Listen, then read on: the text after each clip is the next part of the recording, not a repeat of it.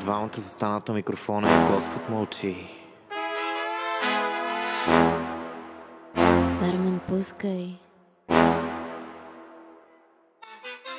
Гледах, чаках, крих се, лягах, пипах, мазах, търках, парах, мислех много, се сънувах. Твоето тяло и ти писах, и ти звънках, и глупости ти дрънках. Бях скълна половина, но твоето тяло, то е цяло. Смисъла търсех и безумиците върших, и накрая се загубих в твоето тяло. Сега си свободна и в срок си и си годна, но шанса изпуснах за твоето тяло. Зная, че ме искаш, защото само ме натискаш всяка вечер, като си мислиш и мечтаеш си за моето тяло. Много ми даваш, насилу продаваш и само се чудиш, на черното му викаш бяло. Колкото да бягах, толкова силно се надявах на краката да си стъпиш и един ден тук да се върнеш. Само че те искам точно както преди. Признавам, боли, всеки спомен си ти.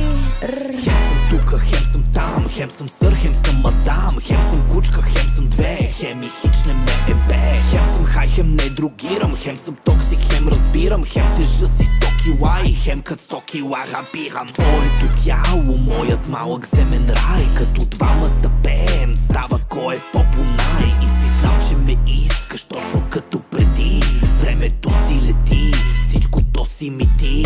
Ама айде стига с драми, нещо взе, че се засрамили. От нищото се появяваш, лафиш ми за спомени. Казах, че те искам, няма никакъв проблем. Ма ако ще идваш, чакам те променен. 1, 2, 3, 4, 5, 6 дни. Според Алекс и Влад и ще си в 33. Като времето минава, няма аз, няма ти. И тъмното пространство в мене ще заблести.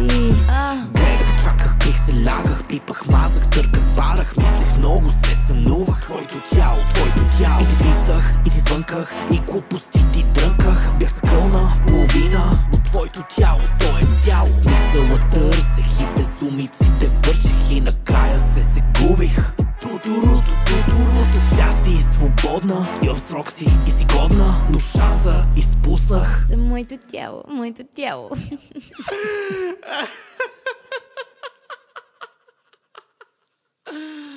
Спирай.